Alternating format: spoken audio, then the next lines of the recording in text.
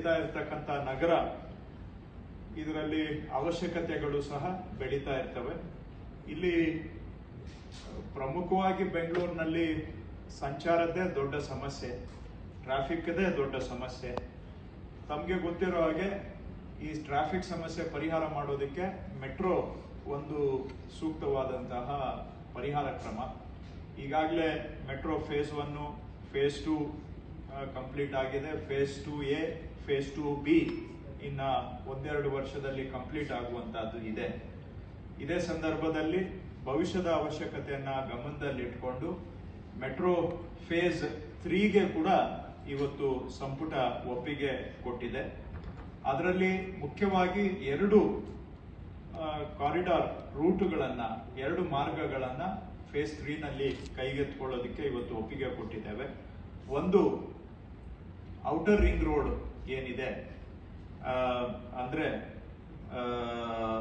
ತಮಗೆ ಗೊತ್ತಿರೋ ಹಾಗೆ JP ನಗರ ಈಗ ಸಿಲ್ಕ್ ಬೋರ್ಡ್ ಜಂಕ್ಷನ್ ಇಂದ ಈ ಕಡೆ ಹೆಬ್ಬಾಳದವರೆಗೆ 2A ಮತ್ತು B ನಲ್ಲಿ ಕೆಲಸ ನಡೆದಿದೆ.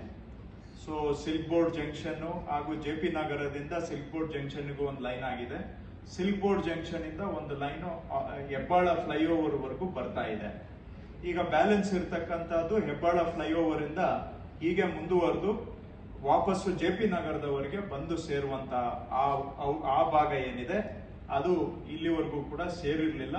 ಈಗ ಅದು ಸುಮಾರು 32.15 ಕಿಲೋಮೀಟರ್, 32.15 ಕಿಲೋಮೀಟರ್ಸ್ ಹೆಬ್ಬಾಳ ಫ್ಲೈಓವರ್ ಇಂದ ನಮ್ಮ ಗುರುಗುಂಟೆಪಾಳ್ಯ ತುಮಕೂರು ರೋಡ್ ಅನ್ನ ದಾಟಿ, ಮಾಗಡಿ ರೋಡ್ ಅನ್ನ ದಾಟಿ, ಮೈಸೂರು ರೋಡ್ ಅನ್ನ ದಾಟಿ JP ನಗರದವರೆಗೆ ಆ ಒಂದು ಕಾರಿಡಾರ್ ಒಳಗೊಂಡು, ಹಾಗೆ ವಿಜಯನಗರದ ಹತ್ರ ಹೊಸಳ್ಳಿ ಏನಿದೆ, ಆ ಹೊಸಳ್ಳಿಯಿಂದ ಮಾಗಡಿ ರಸ್ತೆಯಲ್ಲಿ ಕಡಬಗೆರೆವರೆಗೆ ಸುಮಾರು 12.5 ಕಿಲೋಮೀಟರ್ ಇವೆರಡೂ ಮಾರ್ಗಗಳನ್ನ ಒಳಗೊಂಡಂತಹ 3ನೇ ಹಂತದ ಮೆಟ್ರೋ ಯೋಜನೆ ಸುಮಾರು 15,611 ಕೋಟಿ ವೆಚ್ಚದಲ್ಲಿ ಕೈಗೆತ್ತಿಕೊಳ್ಳಿಕ್ಕೆ ಸಂಪುಟ ಇವತ್ತು ಒಪ್ಪಿಗೆಯನ್ನ ಕೊಟ್ಟಿದೆ.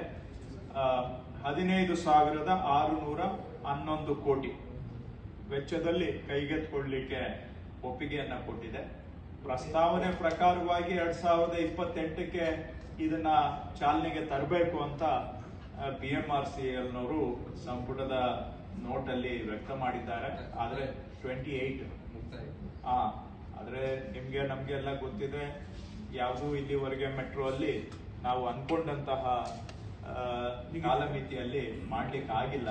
ಸೊ ಅವ್ರು ಹೇಳಿದ್ದನ್ನ ನಾನು ನಿಮ್ಗೆ ಹೇಳಲಿಕ್ಕೆ ನನಗೂ ಸ್ವಲ್ಪ ಇದೆ. ಬಟ್ ಆಸ್ ಪ್ರಪೋಸ್ಡ್ 28ಗೆ ಕಂಪ್ಲೀಷನ್ ಪ್ರಸ್ತಾಪಿಸಲಾಗಿದೆ. ಆದಷ್ಟು ಸಮಯಕ್ಕೆ ಪೂರ್ಣ ಮಾಡಬೇಕಾಗುತ್ತೆ. ಇದು ಯಾಕೆಂದ್ರೆ ಬೆಂಗಳೂರಿನ ಟ್ರಾಫಿಕ್ ಜಾಮ್ ಸಮಸ್ಯೆಗೆ ಭಾಗಶಃ ಪರಿಹಾರ ಅಂತ ಹೇಳಿದ್ರೆ ಮೆಟ್ರೋ ಮುಖಾಂತರನೇ ಆಗ್ಬೇಕು. ಇವೆಲ್ಲ ಮೆಟ್ರೋ ಕಂಪ್ಲೀಟ್ ಆದ್ರೆ ಸ್ವಲ್ಪ ಓವರ್ ಆಲ್ ರೈಡರ್ಶಿಪ್ ಕೂಡ ಜಾಸ್ತಿ ಆಗುತ್ತೆ, ಬೇರೆ ರೂಟುಗಳಲ್ಲೂ ಜಾಸ್ತಿ ಆಗುತ್ತೆ, ಬರೀ ಆ ರೂಟಲ್ಲಿ ಅಷ್ಟೇ ಅಲ್ಲ. ಸೊ ಕನೆಕ್ಟಿವಿಟಿ ಹೆಚ್ಚಾಗಬೇಕು ಅನ್ನುವಂಥದ್ದು. ಆ ದೃಷ್ಟಿಯಿಂದ ಸಂಪುಟ ಇವತ್ತು ಬಹಳ ಸಂತೋಷದಿಂದ 3ನೇ ಹಂತದ ಯೋಜನೆಗೆ ಒಪ್ಪಿಗೆಯನ್ನು ಕೊಟ್ಟಿದೆ. ಇದರಲ್ಲಿ 80% 85% ಹಣ ರಾಜ್ಯ ಸರ್ಕಾರವೇ ಕೊಡುತ್ತೆ. ಒಂದು 13, 14, 15% ಅಷ್ಟು ಸೆಂಟ್ರಲ್ ಗವರ್ಮೆಂಟ್ ಇಂದ ಬರಬಹುದು. ಇನ್ನು ಉಳಿದ 80 to 85% ರಾಜ್ಯ ಸರ್ಕಾರ ಮಾಡುತ್ತೆ. ಇನ್ನ